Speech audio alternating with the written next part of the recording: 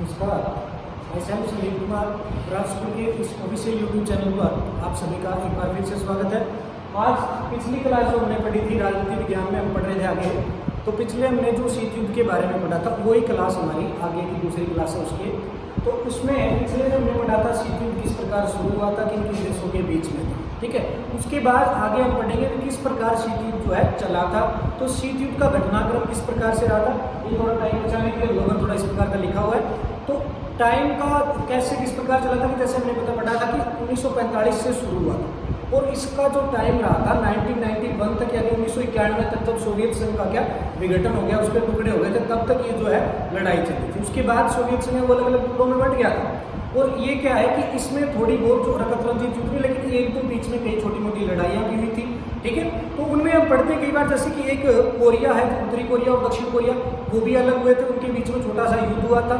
तो इसमें क्या है कि कई बार लड़ाइयाँ हुई थी, लेकिन दोनों जो महाशक्तियाँ हैं वो प्रत्यक्ष तौर पे एक दूसरे के सामने नहीं आई थी, ठीक है। तो इसलिए ये युद्ध है क्या बड़े तौर पे परमाणु हथियारों के रूप में इसका प्रयोग नहीं किया गया, तो ये एक परमाणु युद्ध नहीं बना था।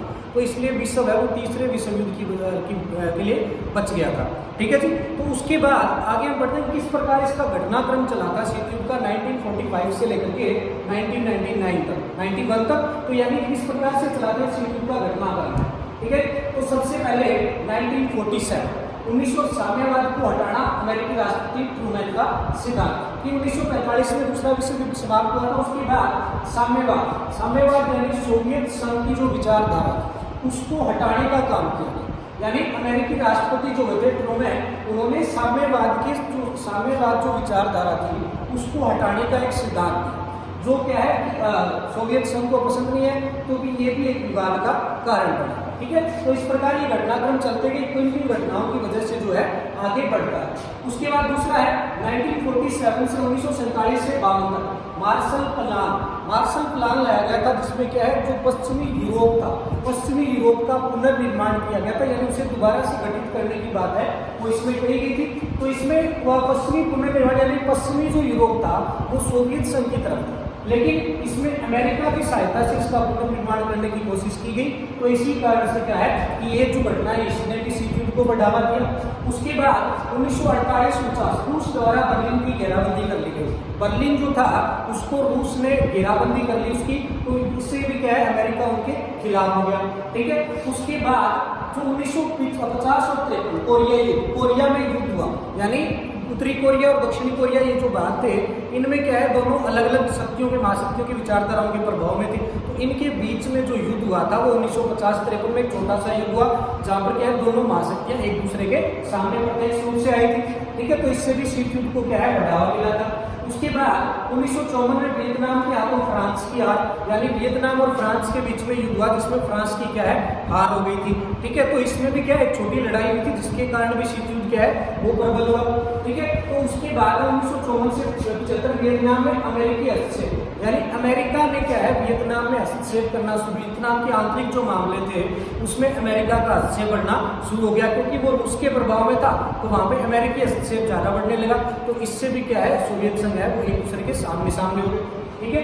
तो उसके बाद है बगदाद समझौता, यानी इराक की जो राजधानी है बगदाद, यहाँ पर जो समझौता किया गया था इन दोनों देशों के बीच में एक युद्ध हुआ था, उसके लिए एक समझौता किया गया इन दोनों देशों को रोकने के, तो उसमें भी इसने इसको बढ़ावा दिया। उसके बाद हंगरी में सोवियत संघ का हस्तक्षेप, हंगरी जो है उसमें सोवियत संघ की जो आंतरिक कार्यवाही थी उसमें सोवियत संघ का हस्तक्षेप हो, इसी कारण से भी क्या है जो है शीत युद्ध को बढ़ावा। उसके बाद क्यूबा में अमेरिका का आक्रमण 1961 के अंदर क्यूबा में क्या है अमेरिका ने आक्रमण बे ऑफ पिंग्स, यानी अमेरिका या क्यूबा की खाड़ी है बे ऑफ पिंग्स, यानी उसमें क्या है अमेरिका ने आक्रमण किया, तो उससे भी क्या है शीत युद्ध को बढ़ावा मिला, ठीक है। उसके बाद 1961 के अंदर बर्लिन की दीवार खड़ी की गई, यानी बर्लिन जो था उसको पूर्वी बर्लिन और पश्चिमी बर्लिन अलग अलग कर दिया गया, यानी विचारधाराओं के आधार पर इसके दो भाग कर दिए गए। बर्लिन के बीच में एक दीवार बना दी गई, 150 किलोमीटर लंबी एक है वो दीवार बना दी गई, दोनों को अलग कर दिया गया, ठीक है। यानी विचारधारा आधा इधर कर दिया आधा इधर कर दिया गया, बर्लिन की दीवार का निर्माण वो कर दिया गया। उसके बाद 1962 में क्यूबा मिसाइल संकट, जिसके बारे में पहले पढ़ चुके हैं, क्यूबा मिसाइल संकट है वो 1962 में। उसके बाद 78 और 89 में कंबोडिया में सोवियत संघ का हाथ क्या है, कंबोडिया के अंदर जो है सोवियत संघ ने हस्तक्षेप किया, तो वो भी अमेरिका को पसंद नहीं है। उसके बाद 1985 में जो मिखाइल गोर्बाचेव है वो उसके राष्ट्रपति बने, सोवियत संघ के जो नए राष्ट्रपति बने मिखाइल गोर्बाचेव बने, और उन्होंने यहाँ पर क्या है सुधार करने शुरू कर दिए, यानी अलग अलग उन्होंने सुधार किए, जिसके कारण भी इसमें बढ़ाव मिला। उसके बाद 1989 जो बर्लिन की दीवार 1961 में खड़ी की गई थी उसको गिरा दिया गया। 1989 में बर्लिन की दीवार है लोगों ने इसको गिरा दिया, और पूर्वी यूरोप के सरकारों के विरुद्ध है लोगों का प्रदर्शन, यानी पूर्वी यूरोप की जो सरकार थी उसके विरुद्ध लोगों ने क्या किया, प्रदर्शन किया। यूरोप की इसको दीवार को गिरा दिया लोगों ने, विरोध स्वरूप ये जो दीवार है वो गिरा दी गई, लोगों ने सरकार के खिलाफ क्या है प्रदर्शन किया। और उसके बाद क्या है बर्लिन की दीवार गिरने के बाद जर्मनी का क्या हो गया एकीकरण, ठीक है, ये जर्मनी का एकीकरण हो गया। उसके बाद जर्मनी के एकीकरण के बाद 1991 में क्या है सोवियत संघ का क्या हो गया विघटन हो गया, ठीक है, सोवियत संघ का क्या हो गया विघटन हो गया, यानी सोवियत संघ है वो टूट गया, अलग अलग टुकड़े हो गए, 14 जो अलग अलग राष्ट्र इसके बड़े थे, ठीक है। तो अब ये क्या है विघटन होने के बाद सोवियत संघ इतनी बड़ी शक्ति नहीं रही थी कि ये क्या है अमेरिका का सामना कर सके, ठीक है। तो उसके बाद शीत युद्ध की समाप्ति कब मानी जाती है, यानी 1991 में सोवियत संघ का जो विघटन हुआ था वो शीत युद्ध की क्या मानी जाती है समाप्ति मानी जाती है, ठीक है। तो इस प्रकार ये 1947 से लेकर के 1991 तक, ठीक है, ये सोवियत संघ की जो घटनाक्रम है, ठीक है, इसमें थोड़ा साफ नजर नहीं आ रहा, और इसका जो सुप्रीम कोर्ट है वो ग्रुप के अंदर उपलब्ध कर दिया जाएगा, तो आप ढंग से पढ़ लेना, ठीक है, इसको देख सकते हो। तो उसमें एक बार दोबारा थोड़ा सा देखेंगे, क्योंकि साम्यवाद को हटाने के अमेरिकी राष्ट्रपति ट्रूमैन का पहला जो सिद्धांत है वो स्टार्टिंग हुई थी उसकी, फिर उसके बाद मार्शल प्लान था जिसमें क्या है पश्चिमी यूरोप का पुनर्निर्माण में अमेरिकी सहायता उपलब्ध करवाई गई थी। उसके बाद 1949 में रूस द्वारा है बर्लिन की घेराबंदी कर ली गई, और बर्लिन में जो अमेरिका ने जो सहायता उपलब्ध करवाई थी वो सामान वो लोग उठा करके ले गए थे, ठीक है। उसके बाद वियतनाम के हाथों फ्रांस की हार हो गई थी, और उसके बाद वियतनाम में अमेरिकी हस्तक्षेप बढ़ गया। बगदाद समझौता है, हंगरी में सोवियत संघ का हस्तक्षेप है, और क्यूबा में अमेरिका ने जो आक्रमण किया था क्यूबा पर, क्योंकि अमेरिका के नजदीकी था इसको अपने अंदर मिलाना चाहते थे, तो बे ऑफ पिग्स का जो आक्रमण है वो कहलाता है, ठीक है। उसके बाद बर्लिन की दीवार है वो खड़ी की गई थी, 150 किलोमीटर लंबी एक दीवार बना दी गई थी इसमें। उसके बाद 1962 में क्यूबा मिसाइल संकट की रूस ने अपनी मिसाइलें वहां पर तैनात कर दी थी। उसके बाद कंबोडिया में सोवियत संघ का जो हस्तक्षेप है 1985 में मिखाइल गोर्बाचेव वहां के नए राष्ट्रपति बन गए थे, उन्होंने वहां पर सुधार किए। उसके बाद बर्लिन की दीवार 1999 में लोगों ने गिरा दी थी, और पूर्वी यूरोप की जो सरकार है उनके खिलाफ लोगों ने प्रदर्शन करने शुरू कर दिए। इस दीवार के गिरने के बाद 1990 में जर्मनी का एकीकरण हो गया, और 1991 में सोवियत संघ का क्या हो गया विघटन हो गया। इस विघटन के साथ क्या की क्या होगी समाप्ति होगी, ठीक है। तो इसको क्या है हम लोग ये घटनाक्रम पूरा मानते हैं कि किस प्रकार से ये लंबा जो है चला था, ठीक है। ये था शीत युद्ध का घटनाक्रम कि किस प्रकार से शीत युद्ध है वो चला, किस प्रकार से इसकी जो है कार्य प्रणाली चली थी, किस प्रकार से ये इसमें अलग अलग समय पर कोई से अलग अलग घटनाएं हुई जिसके कारण क्या है ये प्रबल होता गया, ठीक है। तो इसमें क्या है कि दोनों प्रत्यक्ष रूप से एक दूसरे के सामने नहीं आए, कोई लड़ाई नहीं हुई, ठीक है, क्योंकि कई बार इनके बीच में ऐसी गलतफहमियां हुई जिसके कारण क्या एक दूसरे पर इनका क्या है शक गहराता गया। तो इसमें कुछ लोगों का बीच में जो कुछ अलग से जो राष्ट्र हुए थे इन्होंने इसको सुलझाने के लिए सुलझाने के कुछ प्रयत्न भी किए, ठीक है। तो उसमें गुट निरपेक्ष आंदोलन का जो महत्व है वो ज्यादा सामने आता है, ठीक है, क्योंकि गुट निरपेक्ष का मतलब क्या है कि हमने जैसे पढ़ा था दो ध्रुवीयता, दो ध्रुव बन चुके थे कि दो किनारे बन चुके थे, या तो अमेरिका या जो है सोवियत संघ, ठीक है। कि अगर कितने भी नए जो देश आजाद हो रहे थे उनके सामने दो ऑप्शन होते कि आप या तो सोवियत संघ के साथ जाओ या क्या है तो अमेरिका के साथ जाओ, ठीक है। तो इसको हटाने के लिए यानी कुछ दो देश आजाद हुए तो ये नहीं चाहते थे कि वो किसी भी से महाशक्ति के साथ शामिल होकर अपनी आजादी को दोबारा कर। तो इसके लिए क्या है एक जो नई जो कैटेगरी शुरू की गई वो क्या कहलाती है गुट निरपेक्ष का, ठीक है। तो गुट निरपेक्ष आंदोलन है उसके बारे में पढ़ेंगे हम कि गुट निरपेक्ष यानी इनसे अलग होने के लिए कि तीसरा जो मैटर था कि दोनों के साथ कि जो दोनों के साथ नहीं जाना चाहता यानी एक अमेरिका और दो क्या है सोवियत संघ, यानी जो दोनों के साथ नहीं जाना चाहता वो कहाँ जाएगा, ठीक है। तो इसका जो है समाधान किसने किया, यानी इसको जो गुट निरपेक्ष आंदोलन है इसका किस प्रकार से अस्तित्व में आया, ठीक है। तो गुट निरपेक्ष आंदोलन ने किस प्रकार कहाँ तक पहुंचा था, ठीक है।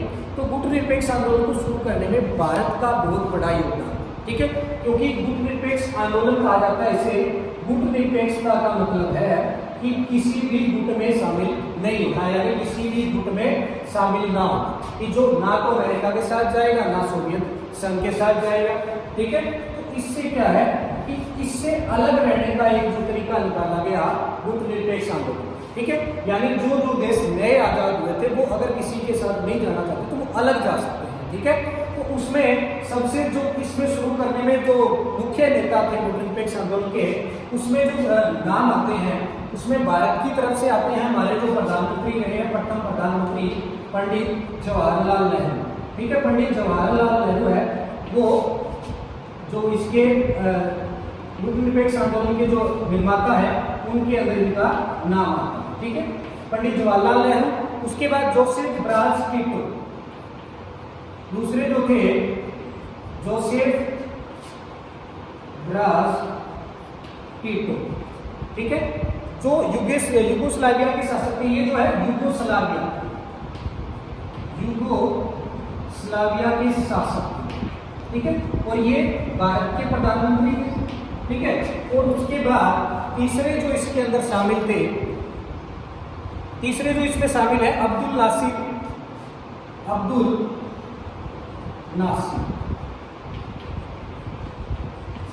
जो इसकी जो शुरुआत मानी जाती है। ठीक है, यानी गुटनिरपेक्ष आंदोलन की शुरुआत इन तीनों ने की। ठीक है, इन तीनों ने मिलकर के, यानी तीनों जवाहरलाल नेहरू के दोनों दोस्त थे, तो ये जो इनका मानना था कि हमें किसी के साथ नहीं जाना, क्योंकि इन्होंने बहुत लंबे संघर्ष के बाद आज़ादी प्राप्त की थी, तो ये दोनों किसी भी देश के साथ जाना नहीं, किसी भी महाशक्ति में शामिल नहीं होना चाहते थे। तो इसलिए उन्होंने क्या किया कि हम क्या है अलग रहें। उन्होंने इन तीनों ने मिलकर के किसकी शुरुआत की थी, जो है गुटनिरपेक्ष आंदोलन की। भी जो कोई देश कहीं नहीं जाना चाहता वो क्या है हमारे साथ शामिल हो सकता है। ठीक है, तो इसमें क्या है जो मिस्र के, ये जो है मिस्र के थे, ये मिस्र के रहने वाले थे, तो इन तीनों ने मिलकर के क्या है एक ऑप्शन निकाल दिया, जो नए आजाद होने वाले देश थे उनके लिए इन दोनों से अलग एक ऑप्शन बना दिया कि आप अगर इनके साथ नहीं जाना चाहते तो हमारे साथ है वो शामिल हो सकते थे। ठीक है, और उसके बाद इसमें जो इंडोनेशिया के एक और आते हैं, दो नाम और आते हैं इसमें, एक इंडोनेशिया के सुकर्णो और एक वामे एनेक्रुमा, जो क्या थे गाना थे। ठीक है, तो इससे क्या है कि ये जो 5 लोग हैं इन्होंने मिलकर के क्या है एक जो नया जो दौर है एक खड़ा किया है। इन दोनों के अलावा जो व्यक्ति कहीं अलग जाना चाहता था वो इनके साथ शामिल हो सकता था। इन्होंने मतलब कहने को इन्होंने ग्रुप बना के इसमें क्या है जो इन दोनों देशों में शामिल नहीं होगा वो इनके साथ जाएगा। ठीक है, तो इसके लिए इनके साथ जो पहला इनका जो इन्होंने बढ़ाई, इसका जो पहला जो सम्मेलन हुआ, यानी इसकी जो पहली जो बैठक हुई वो कहाँ हुई थी, बेलग्रेड में 1961 में अस्तित्व में आया था। ये 1961 के अंदर 1961 में इसका जो पहला सम्मेलन है वो बेलग्रेड के अंदर हुआ था। ठीक है, बेलग्रेड के अंदर इसका सम्मेलन हुआ था। तो इसमें 3 जो है इसमें कौन कौन सी बातें मुख्य रूप से रखी गई। ठीक है, इस बेलग्रेड सम्मेलन में क्या बातें की गई थी कि जो हमने जो 5 देश बने हैं इन 5 देशों के बीच में सहयोग। ठीक है, इन 5 देशों के बीच में सहयोग। ठीक है, भारत, युगोस्लाविया, मिस्र, घाना, तो इनके बीच में आपस में अगर कोई किसी प्रकार की कोई दिक्कत आती है तो पहली बात जो बेलग्रेड सम्मेलन में रखी गई थी वो इनके बीच में क्या होना चाहिए, सहयोग होना चाहिए एक दूसरे को लेकर के। ठीक है, और उसके बाद उसका शीत युद्ध का प्रसार, और उसके बाद क्या है बढ़ते हुए इसके दायरे पर, यानी शीत युद्ध का जो प्रसार हो रहा है, उन्होंने कहा कि अगर शीत युद्ध बढ़ा तो विश्व तीसरे महायुद्ध की ओर अग्रसर हो सकता है। इसलिए उन्होंने शीत युद्ध के जो दायरे हैं इनमें इनको कम करने की कोशिश की, और कई बार महाशक्तियों के बीच में मध्यस्थता का भी जो काम है वो किया। ठीक है, तो इससे क्या है जो इसमें अलग अलग समय पर अंतर्राष्ट्रीय स्तर पर बहुत से नए नए देश आजाद हुए। तो उसके बाद और उसी समय बीच के अंदर जो संयुक्त राष्ट्र है वो भी इसमें क्या है संयुक्त राष्ट्र के अस्तित्व में आ चुका था। उसके बारे में आगे बढ़ने को मिलेगा कि 1945 के अंदर जो है समाप्ति के बाद 1945 में जो है संयुक्त राष्ट्र जो यूएनओ है वर्तमान में वो भी अस्तित्व में आया था। तो इसमें से इनका क्या है क्योंकि भारत है वो संयुक्त राष्ट्र का एक प्रभावी सदस्य था, तो नए नए जो आजाद होने वाले देश हैं उनको संयुक्त राष्ट्र के साथ लेकर के आना भी इनका क्या काम है। इन्होंने उसी समय जो अफ्रीका के नए स्वतंत्र होने वाले 16 देशों को क्या है यूएनओ का सदस्य बनाया, यानी ज्यादा से ज्यादा देशों को क्या है इसमें यूएनओ में शामिल करवाना भी इनका क्या है जो काम था। तो उसके पहला जो सम्मेलन हुआ था बेलग्रेड में इसमें 25 सदस्य देश है वो शामिल हुए थे। ठीक है, यानी जितने भी सदस्य देश थे 25 सदस्य, पहली शुरुआत में इसके जो 25 सदस्य हैं वो शामिल हुए और समय बढ़ने के साथ साथ इसके सदस्यों की संख्या भी बढ़ती गई और 2006 में इसका जो 14वां सम्मेलन हुआ, यानी 1961 में इसकी स्थापना हुई थी, 2006 में इसका जो 14वां सम्मेलन हुआ, इसमें बतौर 116 सदस्य है, वो 116 देश है वो सदस्य के तौर पे इसमें शामिल हुए और 15 देश है इसमें पर्यवेक्षक के तौर पर शामिल हुए, यानी इसकी कार्यवाही देखने के लिए पर्यवेक्षक के तौर पे जो 15 देश है वो इसमें शामिल हुए, यानी इसके सदस्यों में काफी इजाफा हो चुका था, क्योंकि जो नव स्वतंत्र होने वाले जो देश है बहुत सारे वो नहीं चाहते थे वो किसी महाशक्ति के साथ रहे और युद्ध में अपनी जो है उसको अपने को फंसाए, तो इसलिए क्या है इन्होंने क्या है किसी भी सदस्य शामिल होने की बजाय और ये इसमें शामिल होने को होते गुटनिरपेक्षता, और जो गुटनिरपेक्ष आंदोलन के जितने भी सदस्य थे उन्होंने यूएनओ के साथ प्रभावी रूप से काम किया, ठीक है।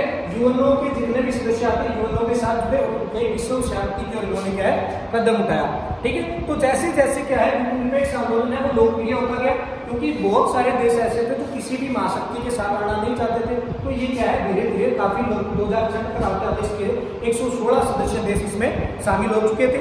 तो जैसे जैसे विभिन्न राजनीतिक प्रणालियां और अलग अलग देशों के इसमें शामिल होते गए, तो इसके मूल स्वरूप यानी जैसे जैसे नए नए देश इसमें शामिल होते गए वैसे वैसे इसके स्वरूप में क्या है बदलाव आता गया, यानी इसमें चेंज से पहले स्टार्टिंग में कुछ और था, बाद में आते आते नई जो नई राजनीतिक प्रणालियां आई, लोकतंत्र आया, तो अलग अलग से क्या है इसमें सुधार होते गए, ठीक है। तो इसके लिए क्या है वास्तव में ये मतलब इसको आंदोलन क्यों कहा जाता है, क्योंकि इसमें क्या है बहुत सारे देशों को नए नए देशों को शामिल करने की कोशिश थी, ठीक है। यानी एक विश्व जो है दो ध्रुवीयता हो रही थी उसको समाप्त करना, ठीक है, जो शीत युद्ध का दायरा था उसको समाप्त करना, और विश्व पर जो तीसरे महायुद्ध का जो खतरा मंडरा रहा था उसको भी कम करना, ठीक है। ये जो है गुटनिरपेक्ष आंदोलन के सदस्यों को क्या है मुख्य उद्देश्य था, ठीक है। तो इससे क्या है कि इससे बहुत प्रकार से अंतर्राष्ट्रीय मामलों में अलग थलग रहने या तटस्थता का पालन, यानी इसमें जो लोग थे जितने भी शामिल थे वो अपने को अंतर्राष्ट्रीय मामलों से अलग नहीं रखते थे, यानी ये नहीं कि गुटनिरपेक्ष में शामिल हो गए तो विश्व में उनका कोई लेना देना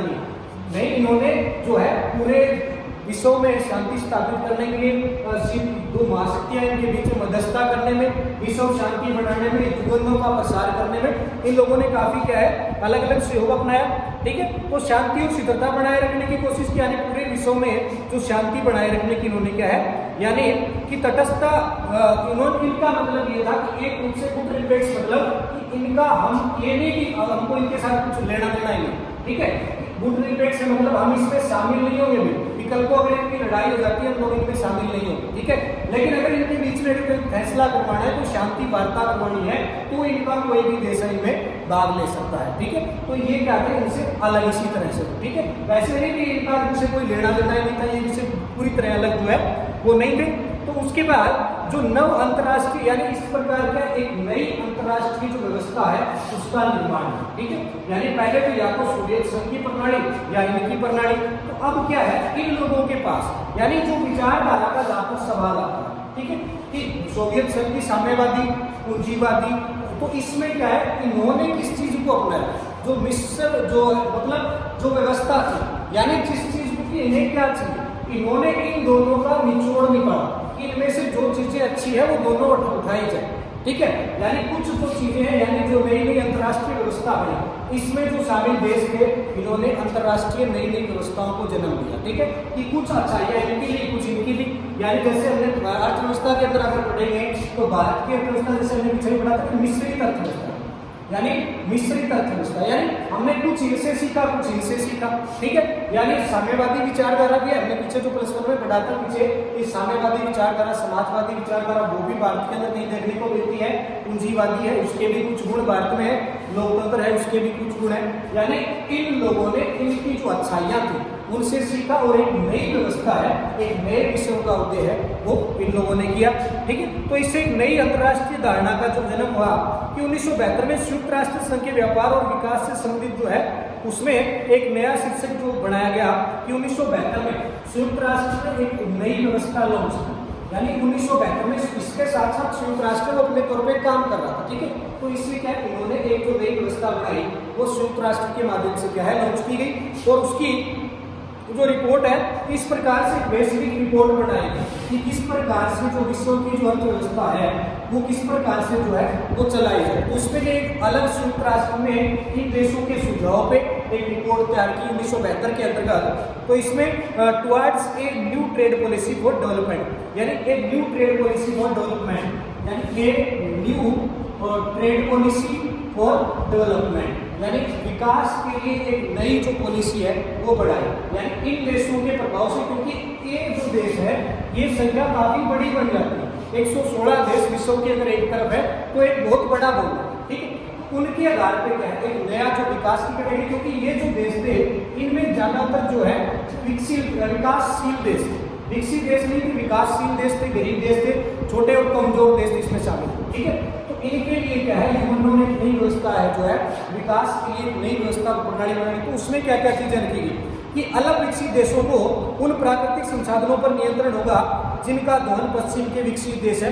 जो यानी इसमें जो व्यवस्था, इसमें पहला पॉइंट क्या रखा गया, यानी ये जो व्यवस्था बनी इसमें जो पहला जो पॉइंट रखा गया कि क्या चीजें बनाई जाएगी कि 1972 में संयुक्त राष्ट्र ने एक जो नई रिपोर्ट प्रस्तुत की उसमें जो पहला जो बिंदु था उसमें कि अलग विकसित जो देश है कि जो देश नए नए आजाद हुए हैं उनको अपने जो संसाधन है, अलग विकसित देशों के जो संसाधन है जितने भी, यानी उनमें कहीं पर तेल निकलता है, कुछ और चीजें निकलती है, कोई संसाधन उनके, तो उनका अपने संसाधनों पर पूर्ण अधिकार होगा।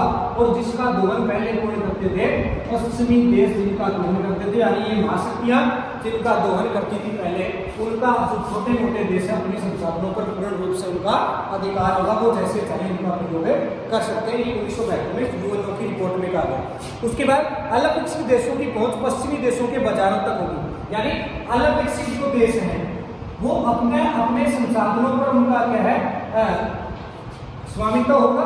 और पश्चिम के जो देश हैं, यानी पहले क्या था कि ये देश छोटे देशों के संसाधनों पर कब्जा कर लेते, वहां से कच्चा माल उठाते, अपने देशों में ले जाकर उसको मैन्युफैक्चरिंग करते, बढ़ाते और फिर वापस वही ला करके बेचते। अब इनको क्या है अपने संसाधनों पर क्या है जो है अधिकार दे दिया कि आप अपने संसाधनों का प्रयोग करें, जैसे मर्जी करें, और पश्चिम के बाजारों में आप जाकर के बेच भी सकते हैं। अपने संसाधनों का प्रयोग करके पश्चिम के बाजारों में आप ले जाकर के बेच भी सकते हैं, ठीक है।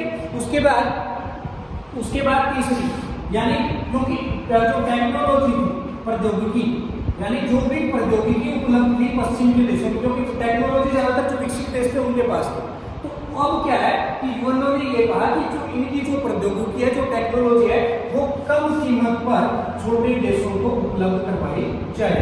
इनकी जो प्रौद्योगिकी जो टेक्नोलॉजी है वो कम कीमत पर क्या है छोटे देशों को क्या है जो उपलब्ध करवाई जाएगी, ठीक है। और अंतर्राष्ट्रीय आर्थिक संस्था जो छोटे छोटे देश हैं उनकी आर्थिक भूमिका बढ़ाने की बात है वो की गई कि जो अलग विकसित देश है, जो विकासशील देश है, उनकी भूमिका भी जो है बढ़ाई जानी चाहिए। समाज के अंदर जो वैश्विक अर्थव्यवस्था है उसमें इनकी भागीदारी भी, ठीक है। तो ये यूएनओ ने नई व्यवस्था कायम की 1972 के अंदर जो है एक new trade policy for development, ठीक है। उसको नाम दिया गया था new trade policy for development, यानी एक नई विकास के लिए व्यवस्था, ठीक है। तो उसमें ये चीजें रखी गई कि जितने भी अलग विकसित देश है उनका अपने संसाधनों पर जो है पूरा अधिकार होगा, ठीक है। और जो छोटे जो देश है वो अपने देशों में मैन्युफैक्चरिंग कर सकते हैं और उन्हें पश्चिम के बाजारों में ले जाकर के बेच भी सकते हैं, ठीक है। और जो भी प्रौद्योगिकी उपलब्ध करवाई जाएगी विकसित देशों द्वारा उसकी लागत है वो कम होगी और विश्व की जो आर्थिक व्यवस्था है इनमें देशों की भूमिका भी जो है बरकरार बढ़ती रहेगी, ठीक है। इसके लिए ठीक है, ये जो है अब तक कि तीसरे देशों की जो भूमिका है वो विश्व में बढ़ा दी, ठीक है। ये जो है आज की हमारी जो क्लास है वो इतनी रहेगी, ठीक है भाई। और इसका जो पहले स्टार्टिंग में मैंने आपको जो पॉइंट बताए थे वो उसका स्क्रीनशॉट है ग्रुप में उपलब्ध करवा दिया जाएगा, ठीक है। और आप अभी अपने आसपास से पढ़ने की कोशिश करें। और एक भाई बच्चों का रिस्पॉन्स थोड़ा कम आ रहा है, हमारे जितने स्कूल के बच्चे वो भी अभी तक हमारे साथ जुड़े नहीं हैं, ठीक है। तो अपने आसपास के जो बच्चे हैं उनको भी बताएं और ज़्यादा से ज़्यादा चैनल को सब्सक्राइब करें और आगे से बताएं और अपने आसपास से पढ़ने की कोशिश करें। धन्यवाद।